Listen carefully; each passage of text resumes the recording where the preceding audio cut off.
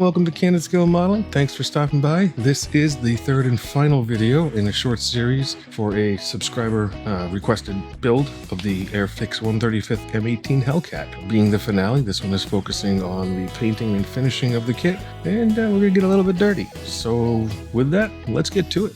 So I do start it off like I do most of my armor builds, laying down a coat of Stynylrez black primer. I tend to prime all of my builds because I primarily use water-based paints, which can tend towards the fragile side. The primer really helps the water-based paint adhere and perform better. As for the color, we can spend all kinds of time talking about primers and colors and whatnot. The short of it is, I like how a black base darkens or deepens most military colors. Some people use it for pre-shading and other effects. I don't really do much shading, but I do use it for tonal changes or to give it kind of a pre-worn effect in some cases. For this one, it's strictly to change the tone of the olive drab once it goes on. Once the primer's down and dry, I just take a AK olive drab base and I give it a total coat. In some cases, I would kind of vary it up and go thinner in some areas, thicker in others, to give it kind of a pre-worn look underneath. In this one, I didn't do that because I'm going to do a lot of the wearing after the fact. So I just gave it a nice even coat to full coverage. And like I said, the black kind of darkens it a little bit, which I think gives it a little richer, deeper look.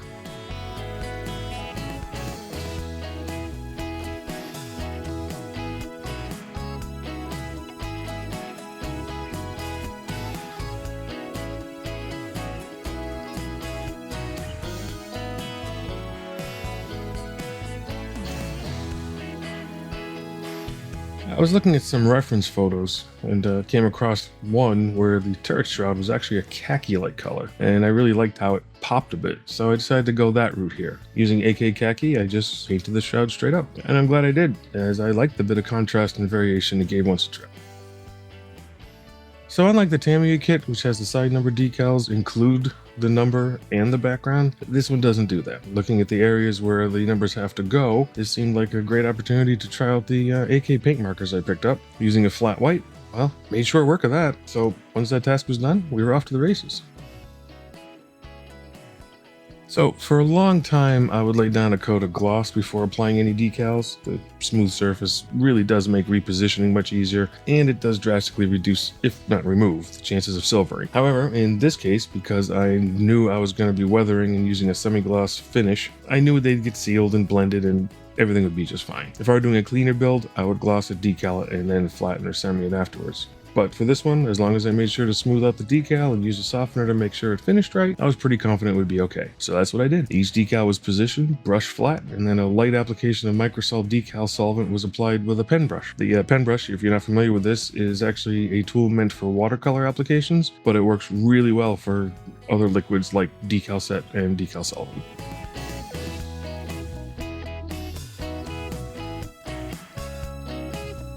So while that dried, and because I already had the black gray out, I thought that actually might not look too bad for a base for the metal tools to give them a little bit of an older look.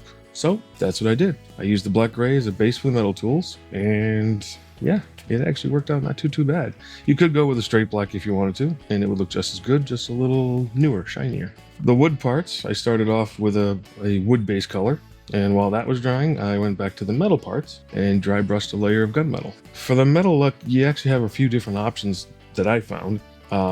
If you want it to be a little older, more worn, colors like gunmetal or oily steel work really great. While something like a straight steel, or in some cases a silver or an aluminum, those tend to lean towards newer, shinier looks.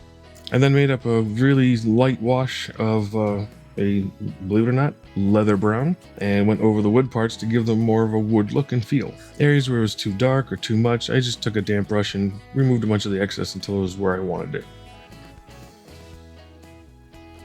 And there we have it. Look how nice and clean that looks. Yeah, let's get dirty. For a lot of modelers, especially beginners, weathering is intimidating. I mean, who in their right mind takes a perfectly clean, well-done build and purposely messes it up? I know this because for the longest time, I would not touch weathering, wanted no part of it. But once I got past that and gave it a shot, I found my own style, feel, and techniques. It's a lot of fun and rewarding. The main thing is getting past that first splash of dirt and remembering to trust the process, because it's not unheard of for it to look very bad before it looks very good. That's kind of par for the course. For this one, I started with a technique I do for a lot of my military builds, an overall sludge wash of black or smoke.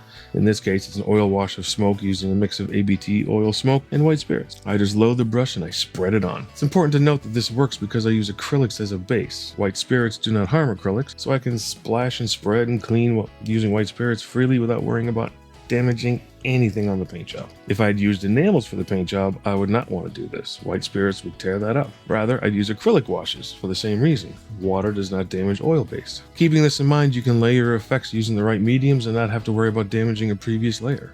So anyways, once I got the sludge wash nicely spread, I then go in with a clean brush and some white spirits and start manipulating it. I push it around, remove some here and there, and let other areas flow where it wants and settle. I don't do this with a plan in mind necessarily. I'm not purposefully putting color in a particular place. I let it do what it wants and keep moving around until I get a look that I like, and then I let it dry. This gives it an overall grungy tone, and you can go as heavy or as subtle as you like. For the shroud, I don't want to go black or smoke as it would look way too stark and out of place against khaki, so I went with a color that made a little bit more sense. And in this case, I used an ochre color. In fact, it's just ochre by ABT oils, mixed again with white spirits, and I just spread it over the shroud. In this case, I kind of liked how it settled, so I didn't go back through and clean it or manipulate it in any way. I just left it where it lay and went with it. I kind of wanted to give a little more attention to the variation of the overall color of the Hellcat. This time more on the lighter side.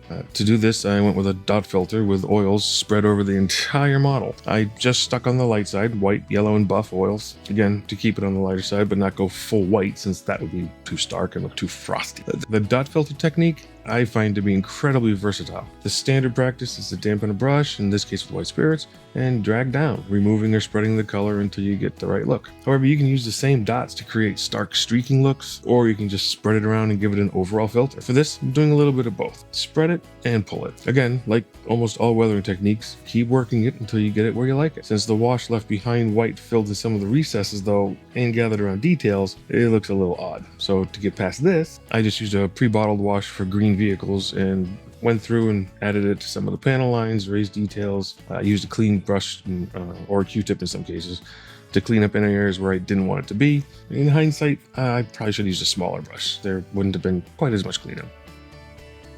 So setting all that aside to dry a little bit, I decided for this one I would use the stowage that came with the kit. Stowage has a way of dressing up an armor piece, and since they were kind enough to provide some, seemed like a waste not to use it. I wasn't sure how much of the stowage I was going to use. I ended up just using the crates and a few of the packs, and I believe a couple ammo boxes.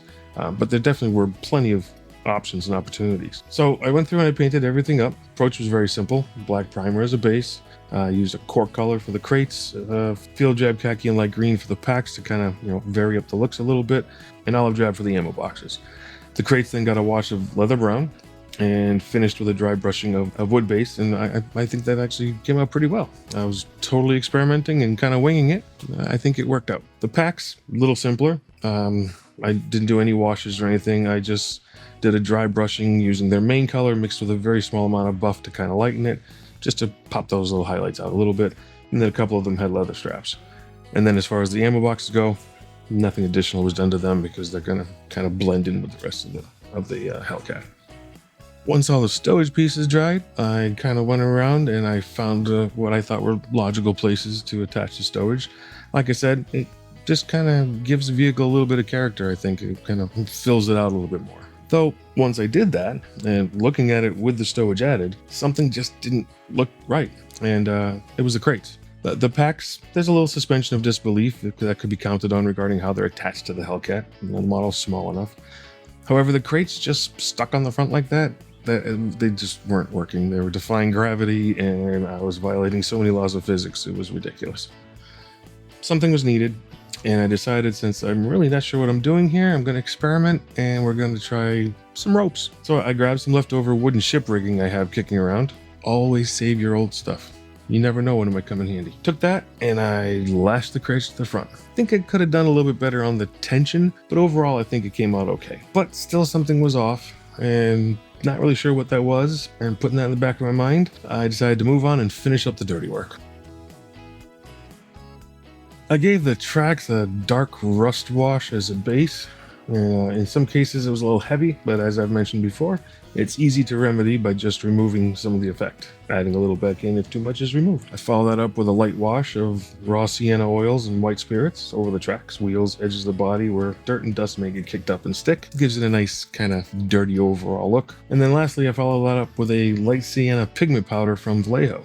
The pigment powders are nice because they will not only give a dry, dusty look, but also a little bit of texture, which makes the effect look like it's set on rather than painted on. Again, all of this is accomplished by adding and removing until the effect is where you like it.